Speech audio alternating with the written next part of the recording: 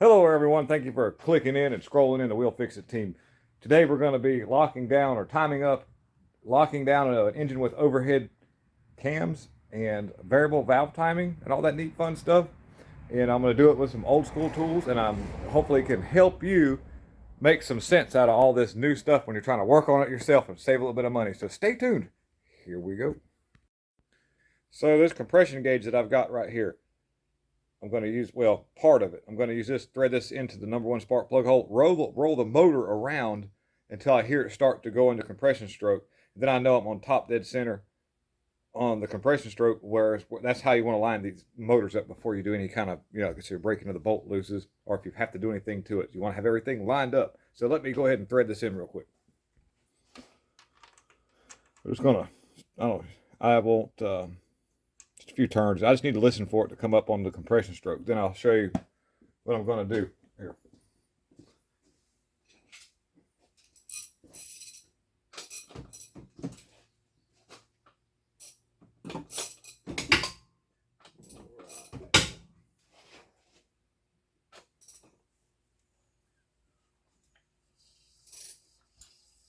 Turning the motor clockwise in the direction so that the chain is keeping in the normal direction of the engine spinning. Okay,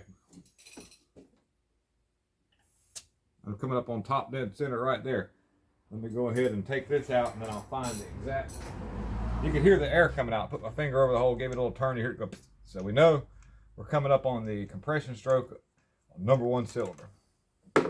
Now you remember me saying about using a wooden dowel. I know.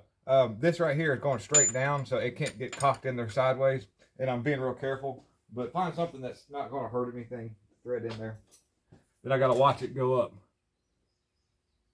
I think that was it just then. Let me back it up a little bit.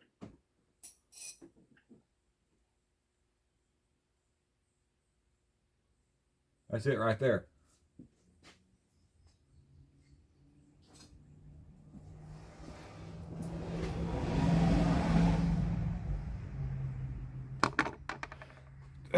Just like a cooking show, I've already have one of these already baked up and ready to go. Let me show you what I did earlier so I could, I wouldn't want to tell you nothing wrong here. But I had already made a little reference mark, because these don't really have, the marks on these things are hard to see. So I do have that. And so you want to make sure when you use an impact tool to take that lower crankshaft bolt off, it's going to be on there kind of tight. And you're going to have your camshafts locked down. You don't want to reverse the engine too much against your tensioner. So try to use like you can use an old serpentine belt, and you can wrap around it and loop it around so that it's locked in. And that way you don't, when you break it loose, you don't have the jarring against your timing chain. So that's what I'm going to do there, and lock everything down with vice grips real quick. Now let me show you how this works. Okay, so now we're going to set this up where I can grip this camshaft like this. This one's resting right here, so that's keeping it from going this way. And then I'm going to put one that rests opposite of that. So this is resting against here, keeping it locked in.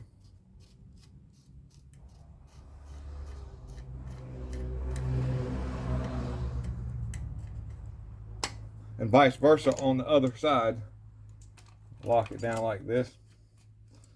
They make special tools for this here, and it's, recommended if you got them, but there's so many different engines and so many different special tools. Sometimes this kind of works. I've got to find a place where I can, this one here, I'm going to have to, maybe I can grab up right here.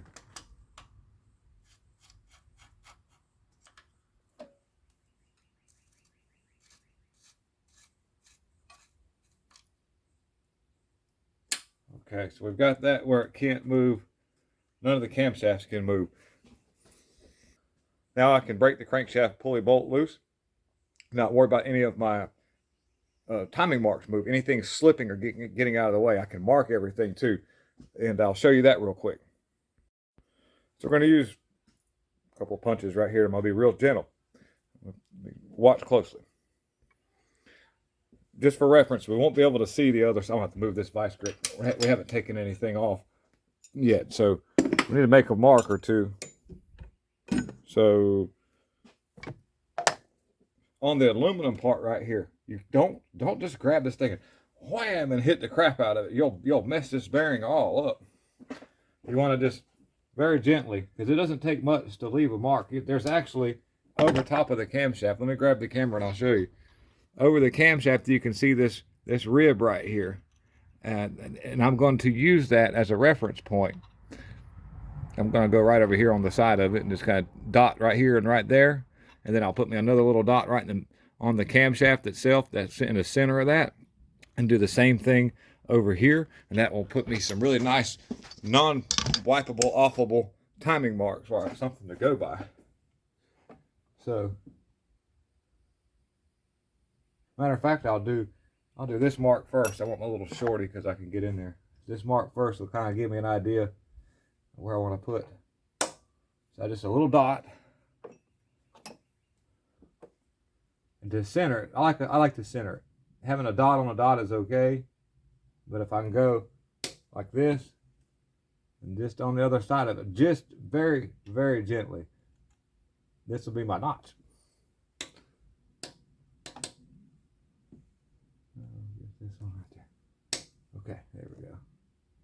You can see, now all I've got to do is just be in the middle of those two dots right there. And I'll do the same thing on the other side. I'll use that as a reference point, dot, and then I'll know that I'm on the same side of that, or in the middle of that.